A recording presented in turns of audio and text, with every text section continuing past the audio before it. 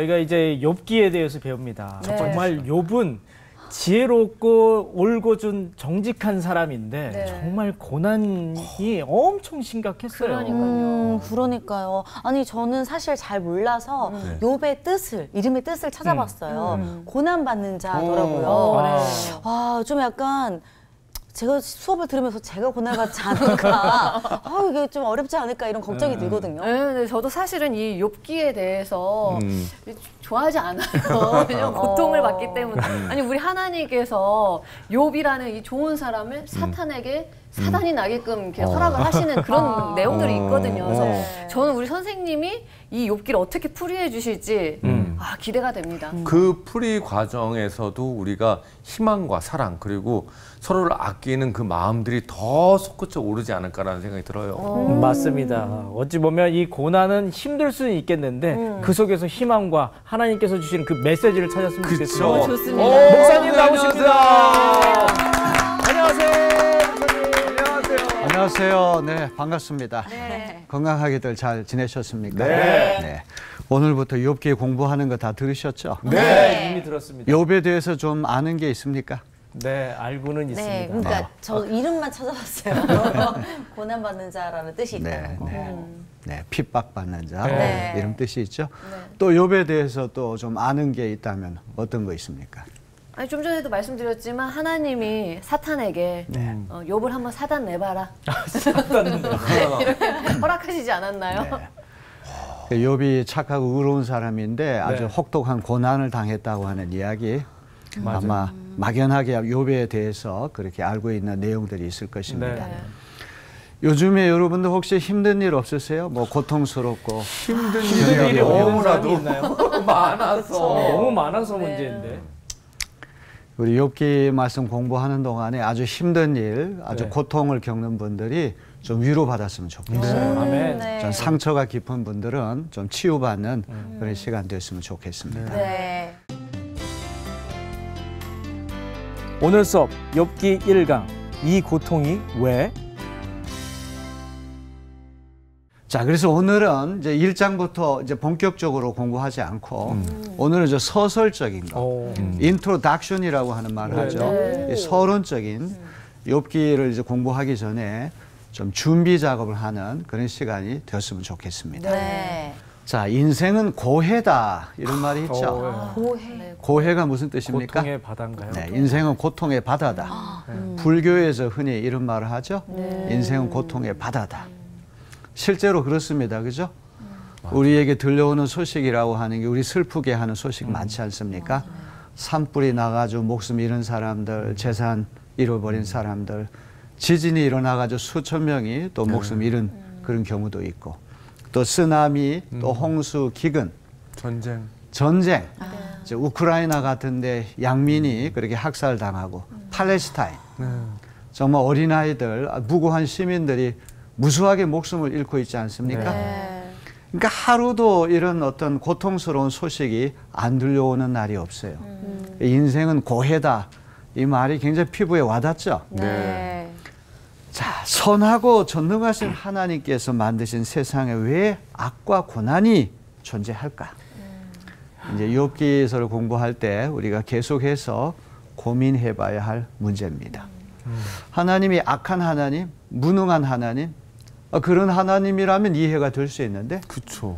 선하면서도 전능하신 하나님께서 통치하시는 세상에 왜 악이 있을까? 그것도 견딜 수 없는 악이 있잖아요. 네. 히틀러가 아우슈비츠 수용소 같은 거 만들어가지고 유대인 600만 명을 학살했거든요.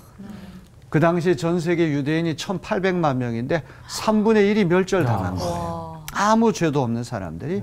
그건 명백히 악이죠. 악이죠. 또 건강 문제라든지 또 사업 문제라든지 이런 뭐 자연 재해 별의별 고난이 우리를 힘들게 할 수 있습니다. 하나님이 통치하시는 세상에 왜 이런 문제들이 발생할까? 다른 말로 한다면 왜 착한 사람에게 나쁜 일이 일어날까? 거꾸로 말한다. 왜 나쁜 사람에게 좋은 일이 네, 이거 더 공감이 맞아요. 가요. 저도 왜 그럴까요, 도대체? 흔한 말로 이런 말, 아니 신이 있다면 이런 사람을 내비둬요? 막 이러는. 그러니까요. 그렇습니다. 예수 잘 믿는다고 해서 고난을 비껴나가지는 않잖아요. 네. 예수 믿는다고 그래서 교회 다닌다고 그래가지고 암에 안 걸립니까?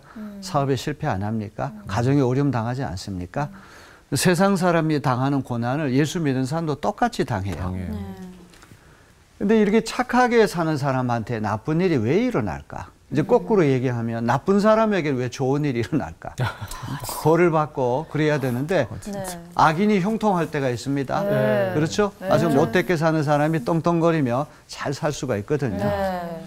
자, 이런 질문을 우리가 들을 때마다 야, 이 세상은 뒤죽박죽 아니야? 네, 불공평하다고 불공평한 거 느끼죠. 아니야? 맞아요. 네. 하나님이 정말 살아계시다면 선한 사람이 복을 받고 악한 사람이 벌을 받아야 되는데 이게 뭔가 세상이 something wrong, 뭔가 잘못된 거 아니야? 이런 생각할 수 있죠. 네. 이제 욥기가 던지는 질문이 바로 이런 것입니다. 우리 추천 학생, 네. 왜 착한 사람한테 나쁜 일이 일어난다고 생각하세요?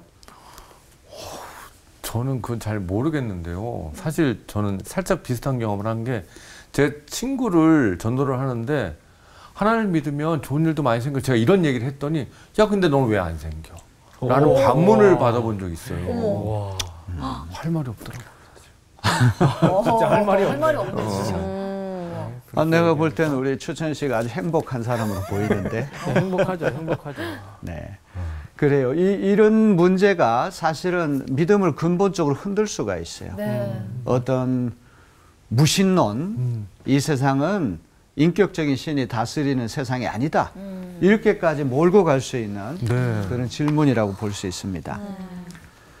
자, 이제 세계 최고의 문학 작품이 바로 욥기인데, 이 욥기라고 하는 책의 구조는 지혜 문학.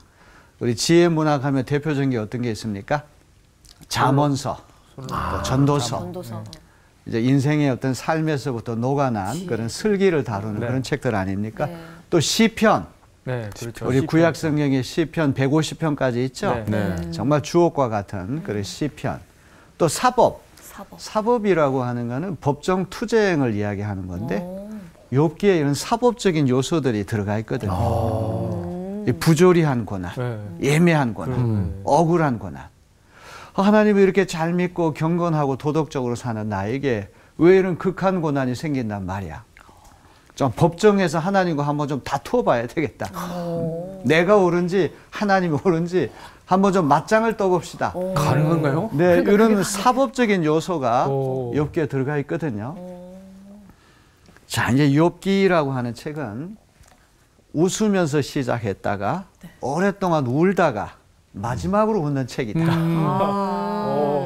지호 학생 어떤 의미로 이런 표현을 썼을까요? 이게 좀 약간 굴곡이 있나 본데요, 스토리에. 처음에는 네. 아무것도 모르고 막 실없이 웃다가 네. 이제 인생을 겪다 보니까 고난을 받고 고난을 겪고 나서 이제 마지막에 해탈의 경지에 이르면서 웃게 되는 게 인생이요? 저희 아닌가. 사람 진짜 사람이 그러니까 인생을 사람의 살려요. 인생과 같은 것 같아요. 이게 스토리 전개상으로 볼 때 욥보다 행복한 사람이 없거든요. 지상에서 어떤 행복한 사람의 대명사가 욥으로 소개됐다가 갑자기 곤두박질 치는 거예요. 모든 걸 다 잃어버리는 거예요. 그러면서 오랫동안 이런 부조리한 고난, 부당한 고난, 또 비대칭적인 고난. 내가 10% 잘못하면 10%에 상응하는 벌을 받아야 되는데 네. 90%나 되는 벌을 받아요. 이 균형이 맞지 않아요. 그래서 이 욥기는 아주 행복한 사람의 이야기를 듣다가 하루아침에 모든 것을 잃어버린 극한 고난의 사람, 한참 동안을 울다가 이제 마지막에 가면 하나님께 다시 욥을 회복시켜 주셨다. 이전보다 갑절의 복을 주셨다는 해피엔딩으로 끝이 나거든요. 근데 이 스토리 내용뿐만 이런 것이 아니고 해석상의 문제도 마찬가지예요. 이 난이도. 처음에는 이렇게 쉽게 읽다가 갈수록 깊어지고 갈수록 어려운 책. 그래서 이게 내용뿐만 아니라 해석의 난이도도 처음에는 이렇게 쉽게 생각했다가 이제 중간에 들어가가지고 엄청 헤매다가 이제 간신히 빠져나오는 책이 맞아요. 욥기라고 할 수 있습니다. 욥기도 쉬운 책은 아니군요. 어려워. 절대 만만하게 보면 안 되는 책이에요. 저도 이제 그 새벽기도 40일 하면서 욥기를 강해 설교를 한 적이 있는데 그냥 뭐 쉽게 생각했다가 아주 된통 혼이 났어요. 그래서 매일마다 회개했습니다. 욥기라고 하는 책 절대로 만만히 볼 책이 아니다. 엄청나게 많은 주제를 품고 있는 아주 대단한 책입니다. 네.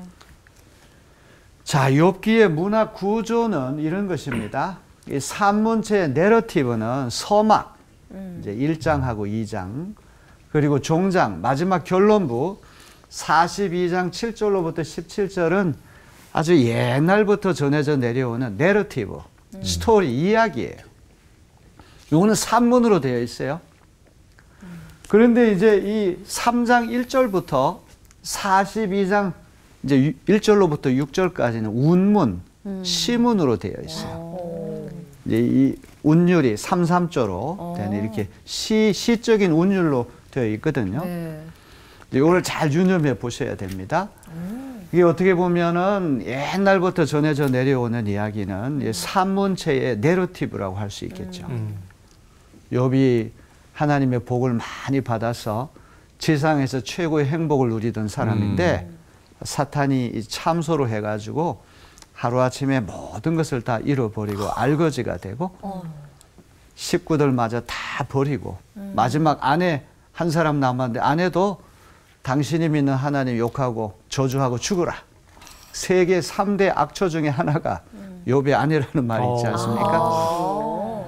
이제 그러다가 욥이 끝까지 믿음을 지키고 인내하고 기다렸더니 하나님이 욥을 다시 회복시켜 주셨다. 요게 이제 한 세트의 이야기, 옛날부터 전해져 내려온 이야기인데 요 가운데 있는 것이 몸통이에요. 사실은 가장 중요한 것이 요 논쟁부라고 해도 과언이 아닙니다. 논쟁이라고 하니까 진짜 길다. 얼마나 화가 많이 났을까라는 생각도 드네요. 논쟁이라고 하는 말은 이제 욥이 이렇게 극한 고난을 당한다는 말을 듣고 친구 3명이 먼 곳에서부터 위로하러 오거든요. 이제 꼭 기억해야 할 세 이름이 있습니다. 엘리바스, 빌닷, 소발이라고 합니다. 이 세 사람이 찾아와가지고 위로를 하는데 이렇게 들어보면 이제 친구들이 하는 말이 구구절절이 다 옳은 말이거든요. 그런데 이 고난을 당하는 욥에게는 속된 말로 염장을 지르는 말들이 염장. 그래서 욥기의 중요한 주제 중에 하나는 큰 슬픔을 당한 사람을 우리가 어떻게 위로할 것인가. 가만히 입을 닫고 슬퍼하는 사람의 마음을 공감하면서 곁에 있어주기만 해도 위로가 될 텐데 한마디 하는 게 전부 다 욥을 괴롭게 하는 말. 가시 같은 거지, 가시.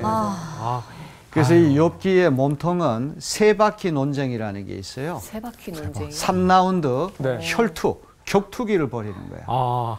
그 링 위에 욥이 올라가면 3명의 친구가 번갈아 가면서 욥과 대결하죠. 한 명을 3명이서 너무 논쟁을 그렇습니다. 3대 1이면 욥이 금방 쓰러질 것 같은데 이상하게도 3명의 친구는 이 회전이 거듭될수록 자꾸 헛주먹질을 하고 똑같은 말을 다람쥐 쳇바퀴 돌리듯이 계속 돌리는데 욥은 악에 받쳐가지고 하나님을 향하여 친구를 향하여 세상을 향하여 내가 죄가 없는데 왜 이런 고난을 당해야 한단 말입니까? 너무 이렇게 억울해서. 탄식하고 절규한단 말이에요. 네.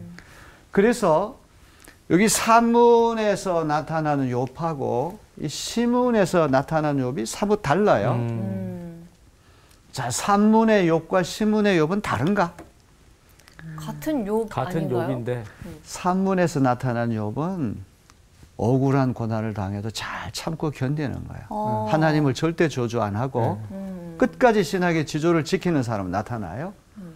그런데 이 시문에 등장하는 욥은 악에 받쳐가지고 하나님을 향해 종주먹질을 하고 친구들한테 따지고 좀 불경스러울 정도로 아주 공세적인 거친 사람으로 나타나고 있거든요. 자, 이제 우리가 이제 앞으로 이제 욥기 말씀 공부하면서 야, 산문의 욥과 시문의 욥은 같은 사람이야, 다른 사람이야? 이 결론을 말씀드린다면 네.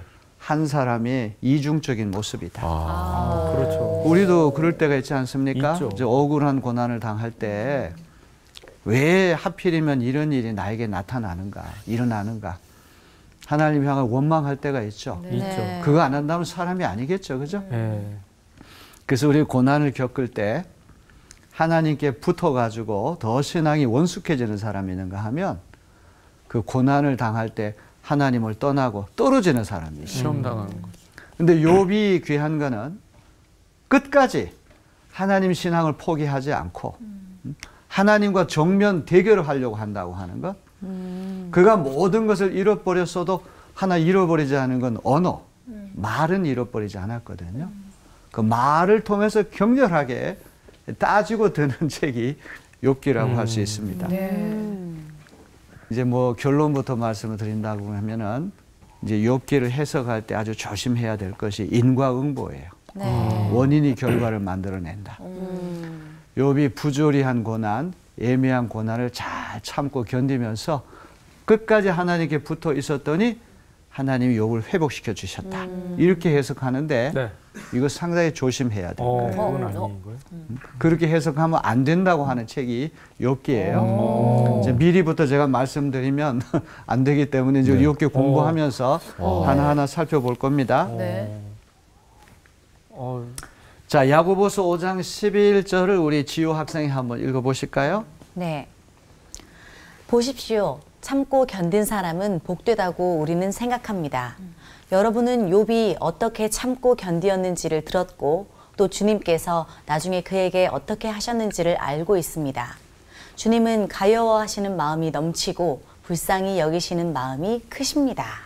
자, 우리 야고보서 기자는 여기 참고 견딘 사람이 복이 있는데 참고 견뎌서 복을 얻은 사람의 대표자로서 욥을 들고 있거든요. 그래서 이제 성경에서 등장하는 욥이라고 하는 사람은 부조리하고 애매하고 억울한 고난을 잘 참고 견디면서 끝까지 신앙의 지조를 잘 지켜가지고 이제 하나님께서 복을 주신 사람, 이제 이렇게들 생각을 합니다. 네.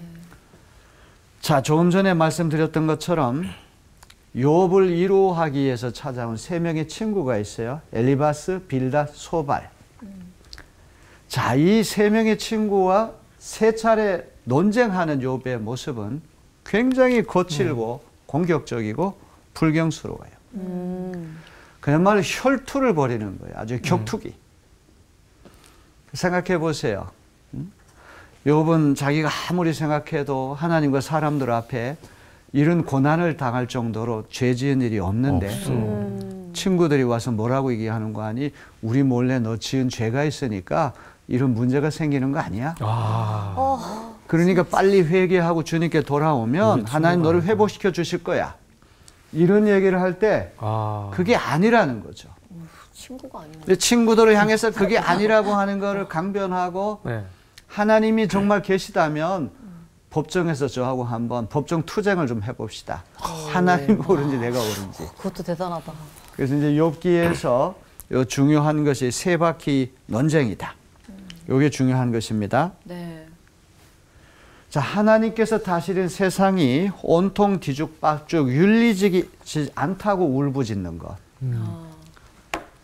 이제 뭐 상당 부분은 이 세상이 이제 하나님께서 이렇게 역사하셔가지고 다 모든 것이 제대로 다 잘 돌아간다 이렇게 생각할 때도 있지만 너무 극한 고난을 당할 때 팔레스타인 땅이라든지 우크라이나와 같은 엄청난 폭력과 전쟁이 일어나는 그 세상에는 하나님이 어디 계시냐? 이게 정말 하나님이 통치한 세상 맞아? 이렇게 울부짖을 수 있거든요. 네. 자, 이제 오늘은 이제 서론적인 이야기이기 때문에 이제 몇 가지 좀 개념 정리부터 합시다. 이 고통이라고 하는 것하고 고난이라고 하는 것은 굉장히 유사하지만 엄격하게는 서로 다른 거예요. 자, 우리 박인영 씨, 고통하고 고난은 어떤 차이가 있을까요? 고통은 그 아픈 거를 이제 느끼는 거고, 고난은 그거를 뭔가 감정적으로 이렇게 비한 그런 게 아닌가요? 좋습니다. 고통이라는 건 영어로 pain이라고 하는 건 통각, 아픔을 느끼는 어떤 감각, 육체적인 통증을 얘기하는 거예요. 바늘로 찌르면 이게 콕콕 아프잖아요. 네. 머리가 지끈지끈 쑤신다. 관절이 막 아프다. 이럴 때 우리가 고통을 느낀다고 말하죠. 네. 그래서 고난이라고 하는 거는 그런 고통이 더 확대돼 가지고 삶 전체를 슬프게 하고 어둡게 하는 거예요. 이건 심신양면. 고통이라고 하는 국부적인 것이라고 한다면 고난이라고 하는 거는 삶 전체 포괄적인 전면적인 그런 아픔을 이야기하는 것이죠. 네. 자, 모든 고통이 저절로 고난으로 확대되는 건 아니에요. 그죠?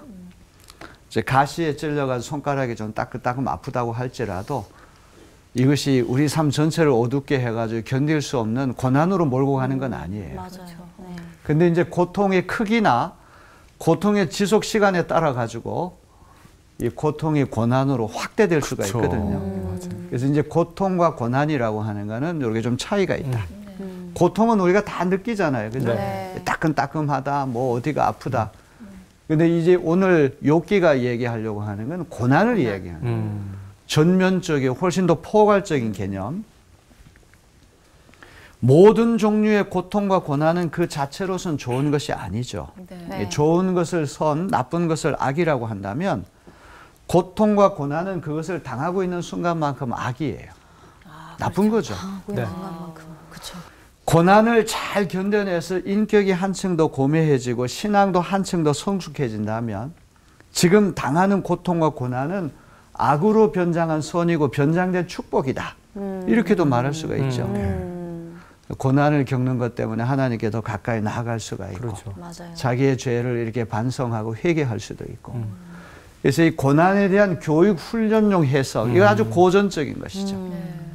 하나님 고난을 허락하셔가지고 우리 인격과 신앙을 정금과 같이 더 연단시키려고 더 성숙시키려고 더 많은 복을 주시려고 이제 고난을 허락하신다. 이런 해석을 할 때가 많아요. 네. 자, 이사야 61장 3절에 보니까 이런 말씀이 나옵니다.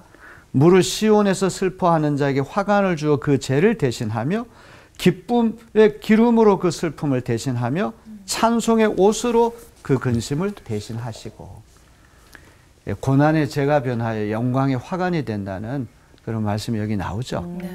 고난이라고 하는 것이 꼭 나쁜 것만은 아니란 말이죠.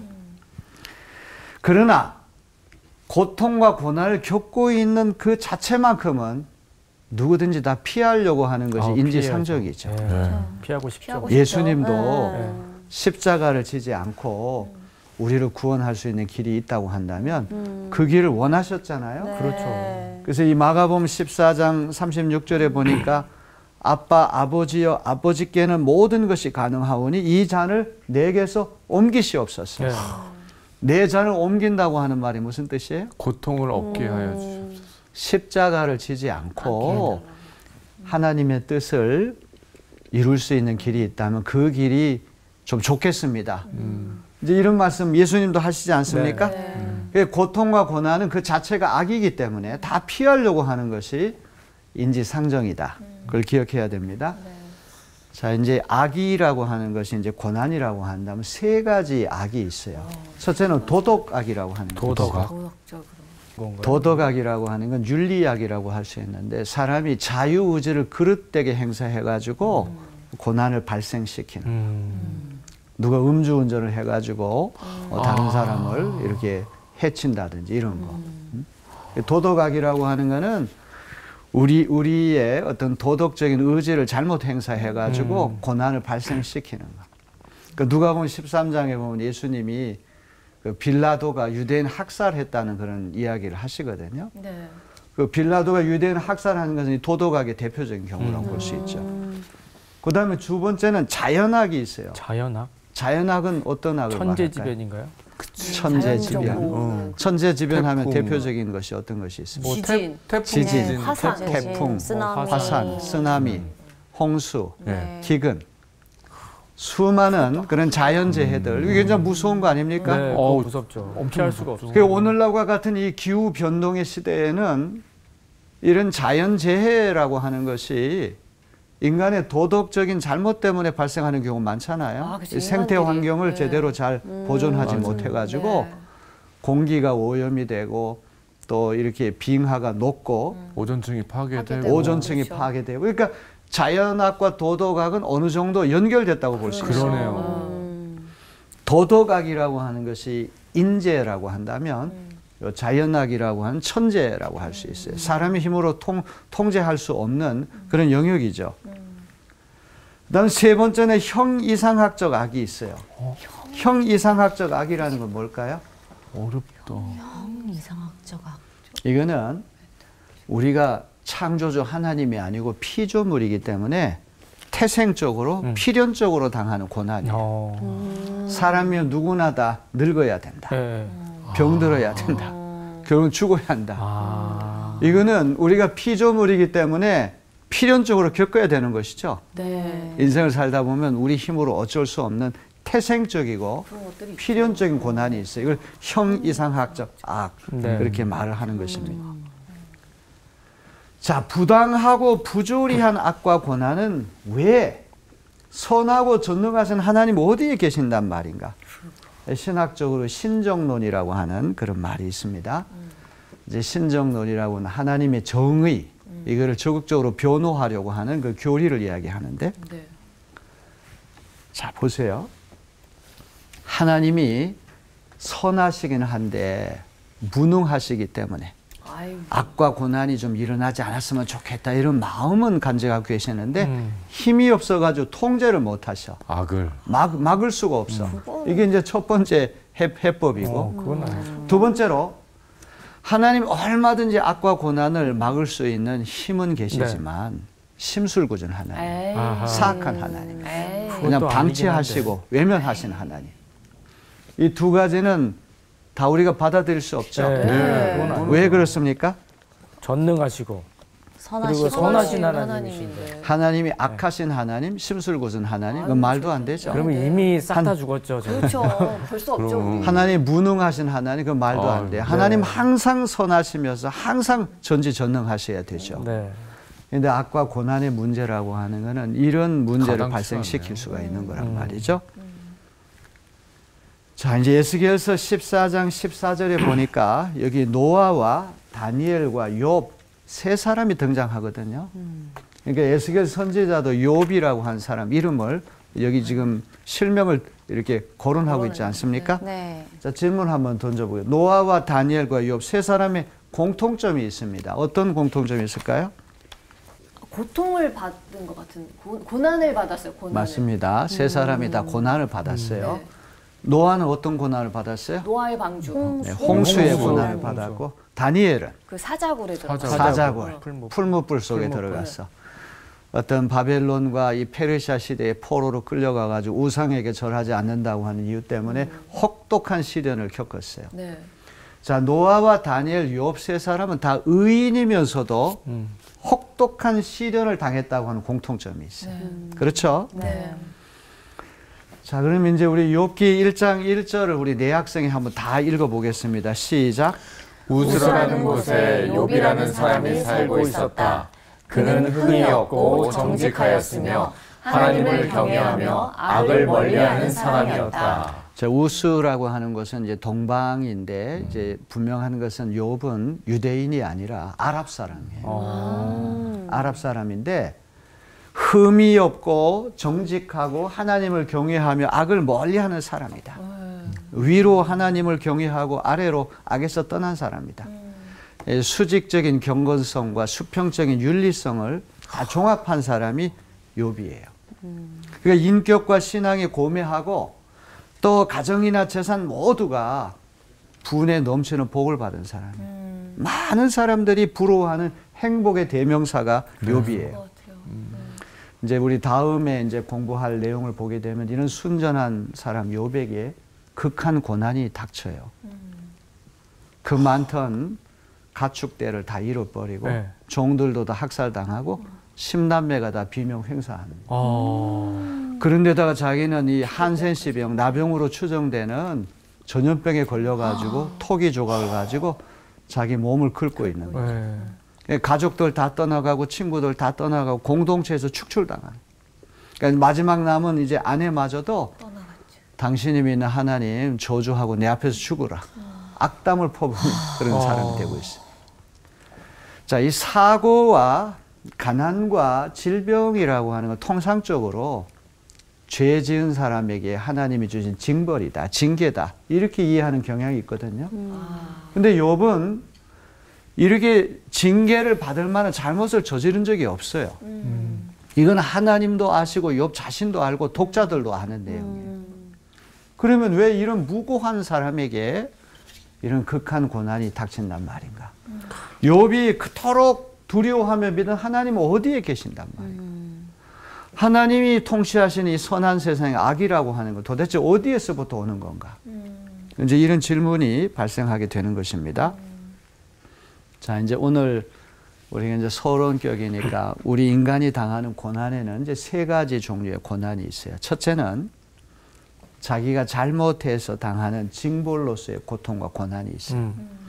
사실 우리가 겪는 고난 중에 대부분은 이 고난입니다. 네. 그렇죠? 네. 네. 내가 실수로 내가 뭘 잘못해가지고 어려운 일을 겪을 때가 많죠. 네. 대개는 그래요. 그죠? 내가 뭔가 부족하기 때문에 내가 하나님 바로 서지 못하기 때문에 이런 고난을 당할 때가 분명히 있습니다. 자, 두 번째는 자기의 잘못과 상관없이 타인의 악행이나 자연의 횡포 때문에 억울하게 당하는 고난이 있어요. 있죠. 저런 것도. 이제 이런 경우는 많지는 않지만 분명히 이런 경우도 있죠. 있죠. 네. 그러니까 누가복음 이제 13장에 보면 예수님께서 실로암 그 탑 망대 밑에서 18명이 우연한 시간에 우연한 장소에 있다가 탑이 무너져 버렸어요. 그 우발적인 사건 때문에 18명이 목숨 잃은 그런 이야기를 예수님 말씀하시거든요. 이 경우에는 너무 애꿎은 일이에요. 그렇죠? 왜 하필이면 이런 일이 나에게 일어난단 말인가? 다른 사람의 악행이나 또 지진이나 쓰나미나 홍수, 산불 이런 것 때문에 억울하게 당하는 고난이 있어요. 욥의 고난은 바로 이 두 번째 유형의 고난이죠. 어디서 날라온지도 모르는 그 독화살을 맞고 비틀거리는 거. 이게 아주 신비한 고난이에요. 원인을 알 수 없는 고난. 그게 이제 두 번째 유형의 고난입니다. 세 번째는 자발적으로 기꺼이 당하는 고난이 있어요. 기꺼이. 어떤 것이 있을까? 이 세 번째 유형의 고난에는 기꺼이 당하는 거. 거의 예수님 예수님의 생각나는데. 예수님도 네. 그렇고 바울도 그렇고 네. 아니 그렇게 어렵게 생각하지 말고 아니에요?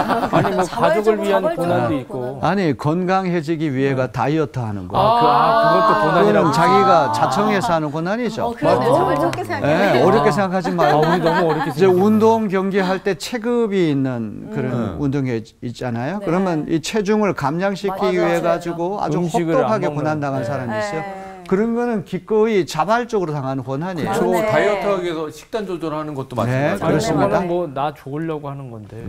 이런 것뿐만 아니라 대의를 위해서 네. 또 숭고한 목적을 그렇죠. 위해서 부귀영화를 초계와 같이 버리고 가난하고 소외된 지역에 가가지고 일평생 희생하는 그런 위대한 사람들의 고생, 그죠? 또 어머니가 자식을 위해서 어떤 고생도 마다하지 않는 그런 고난. 그렇죠. 또 예수께서 우리를 위하여 십자가에 당하신 고난. 이런 고난은 이 세 번째 이제 고난이라고 할 수 있죠. 자, 이제 이 세 고난이라고 하는 게 다 각각 다 의미가 있는 것이고 우리 삶에서도 세 고난이 하나만 있는 게 세 가지가 연달아 이렇게 닥칠 수가 있거든요. 네. 이제 욥의 고난은 몇 번째 고난? 두 번째. 두 번째 번째죠. 고난이라고 하는 것을 우리가 기억해야 됩니다. 네. 자, 하나님은 왜 굳이 악과 고통이 존재하는 세상을 만드셨을까? 왜 고통을 느끼지 않고 쾌감만 느끼는 인간으로 창조하시지 않았을까? 근데 이제 네? 제가 하나님이라면 너무 행복하면 재미없을 것 같다라는 생각도 들어서 어찌 보면 인간에게 자유의지를 주셨으니까 거기에 대해 상응하는 또 그런 게 있지 않을까. 그래서 만약 하나님이 모든 악과 고난을 다 막으신다고 한번 생각해요. 총알이 내게 날라오다가 하나님이 딱 개입해 옆으로 싹 가고 자동차가 막 내게 다가오다가 옆으로 싹 비껴나가게 하나님이 또 간섭하시고 네. 또 암세포가 나를 막 공격하려고 하는 하나님 손을 쓰셔가지고 암세포 다 어디로 사라지게 하시고 네. 항상 좋은 일만 생기고 항상 기쁜 일만 생기고 항상 즐거운 일만 생기는 그런 인생. 네. 좋을 것 같아요. 좋을 것 같아요. 좋을 것 같은데 네. 그런 인생은 상당히 좀 기계적인 세상이고 운명론적인 그런 세상이다. 이렇게 우리가 생각되지 않습니까? 뭔가 예측이 이렇게 좀 불가능할 때가 있어야 되는데 뭐든지 나쁜 건 하나님 다 막아주시고 좋은 것만 일어나게 하는 세상은 자유로운 인격 존재 하나님께서 다스린 세상이 아닐 거예요. 우리는 다 기계적인 그런 사람, 어떤 결정론 속에 사는 그런 사람이 되고 말 거예요. 자, 고통은 위험을 알리는 경보 장치와 같다. 이게 이제 불에 가까이 가게 되면은 뭔가 이게 막 뜨겁죠. 뜨겁고 이게 통증을 느껴야지만 불에 가까이 가자 나를 보호할 수가 있잖아요. 그래서 이 고통은 위험을 알리는 경보 장치고 이 위험을 막아주는 그런 구실을 한단 말이에요. 그래서 이 C.S. 루이스라고 하는 분이 고통과 고난은 하나님께서 우리를 부르시는 거룩한 확성기다. 내가 고난을 당하기 전까지는 잘못된 길을 걸었으나 이제는 주님의 말씀을 지킵니다. 그래서 이 고난이라고 하는 것이 마냥 나쁜 것만 아니란 말이에요. 고난이 있기 때문에 이런 어떤 고생을 많이 한 다음에 찾아오는 그런 행복이라고 더 의미가 있잖아요. 아무 노력도 고생도 안 해보고 그런 것은 더 위험한 거 아닙니까? 자, 이제 마지막으로 이 말씀하고 제 오늘 강의를 좀 마쳐야 되겠어요. 이제 앞으로 우리 욥기 공부를 할 때 Why me? 하나님 왜 하필이면 나란 말입니까? 전화번호부에 수많은 사람이 있는데 하필이면 내 이름을 딱 끄집어내가지고 나에게 이런 암을 주시고 이런 고통을 주신단 말이고 우리 이렇게 생각할 때 있잖아요. 네. 지금 욥도 꼭 이제 이 Why me? 왜 나란 말입니까? 이제 이런 절규를 하는데 앞으로 이제 우리 욥기를 읽어 나갈 때 그리스도인으로서 고난에 어떻게 대처할 것인가, 반응할 것인가 이게 더 중요한 거예요. 네. 진짜 필립 얀시라고 하는 분이 쓴 책에 보게 되면 폴 브랜드라고 하는 그 외과 의사 이야기가 자주 등장하거든요. 이 폴 브랜드라고 하는 분은 부모님이 다 미셔너리 선교사님이에요. 그 인도에 가가지고 나환자촌에서 나병 환자들을 고쳐주는데 일생을 이제 보낸 아주 훌륭한 분이에요. 어느 날 나환자들이 좀 우리 공동체와 설교 한 편 해달라고. 그래서 설교하러 갔는데 나환자들의 손이 다 일그러지잖아요. 네. 손가락도 없고 다 이제 흉터만 이렇게 남고. 밤 사이에 쥐가 와가지고 귀도 물어가고 손가락, 발가락 물어가도 통증을 못 느끼니까 다 그게 떨어져 나갔어요. 사람들이 다 이 손을 엉덩이 밑에 깔고 뒷짐을 지고 손을 다 감추려고 그러는 거예요. 그래서 이 폴 브랜드 박사님이 여러분 저는 평생 손만 보고 손을 고치는 사람이기 때문에 오늘 손 이야기 좀 해야 되겠습니다. 예수님의 손은 태어나가지고 이 고사리 같은 어린 손은 너무 가날프고 그래가지고 뭘 짚지도 못한 손이었습니다. 조금 커가지고는 붓을 들고 히브리 알파벳을 쓰는 그런 손이었습니다. 이 목수의 아들이기 때문에 못질하고 대패질하고 망치질하고 아주 손이 거친 손이 되었어요. 그러다가 예수님 십자가 달려 돌아가실 때 양손에 대못이 박혀가지고 흉터가 구멍이 뚫린 그런 손이었습니다. 근데 맨 마지막으로 예수님께서 부활하셨을 때 그 생전에 손 못자국, 못자국이 그대로 있는 사이 구멍이 뚫린 일그러지고 흉한 손을 가지고 나타나셨습니다. 도마가 예수님 부활을 못 믿으니까 그럼 한번 만져봐라, 넣어봐라 이런 얘기 하지 않았습니까? 왜 그런지 아십니까? 예수님은 사람들의 고난을 끝까지 기억하시고 회상하시기 위해서 부활하신 다음에도 그 못자국 난 손을 감추지 않고 그대로 간직하고 계셨다. 그 이야기를 했더니 이 사람들이 용기를 얻어가지고 손을 다 이렇게 끄집어내는 거예요. 인도에 나마스테라고 하는 말 있잖아요. 이 존경의 표시로 하는 거. 엉덩이 밑에 깔고 다 감추었던 손을 이렇게 다 높이 들고는 감사를 표시했다는 그런 말이에요. 이게 이제 고난에 대처하는 하나의 길 아닙니까? 그죠? 왜 하면은 자꾸 우리가 힘든데 그리스도인으로서 고난을 어떻게 대처하고 반응할 것인가. 이게 훨씬 더 중요한 질문입니다. 네. 자, 앞으로 공부하는 동안에 이제 이런 오늘 다루었던 우리 주제들을 함께 한번 생각해 봅시다. 네. 네. 자, 오늘 수고 많으셨습니다. 네, 감사합니다. 감사합니다. 사실 욥기를 딱 시작하면서 말씀하셨던 게 고난, 고통 이래가지고 와 너무 힘들겠다라고 큰일 생각했는데 아니었어요. 는 희망, 사랑이었던 것 같아요. 앞으로 그래서 더욱더 기대가 됩니다. 네, 아니 저도 이번에 욥기를 공부하면서 Y가 아니라 어떻게 내가 더 좋아지고 어떻게로 이걸 바꿔야 되겠다. 극복할 수 있는 네, 마음을 한번 먹어보고 시작해 보도록 하겠습니다. 네. 조금의 어떤 고난이 있은 후에 좋은 일이 생기면 그 감격과 감동이 더 크잖아요. 그런 것처럼 감사하는 마음을 좀 더 많이 알게 하기 위해서 그런 고난을 주신 거 아닐까? 이런 생각도 좀 해봤어요. 정말 쉬운 내용은 아닌 것 같아요. 고통을 최대한 안 받았으면 좋겠는데 그런데 저는 오늘 이야기를 들으면서 이런 생각이 들었어요. 누구의 중심인가? 나로부터 나를 위한 생각인가 아니면 하나님의 생각인가? 이 마음의 차이가 고난을 어떻게 받아들일 수 있는지 그 마음을 보여줄 수 있다고 생각합니다. 그래서 한 주 동안은 나의 생각이 아니라 하나님의 생각을 갖고서 그 고난을 좀 극복해 볼 수 있는 그런 시간이 되셨으면 좋겠습니다. 네. 수고하셨습니다. 감사합니다.